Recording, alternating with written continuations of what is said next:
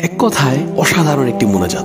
ইয়া আল্লাহ, আমি জানি না অতীতে আমি কতটা পাপ করেছি, কত ভুল করেছি জেনে না জেনে, কত নামাজ কাজা করেছি, কার কার গীবত করেছি, কত কি দেখে হিংসে করেছি।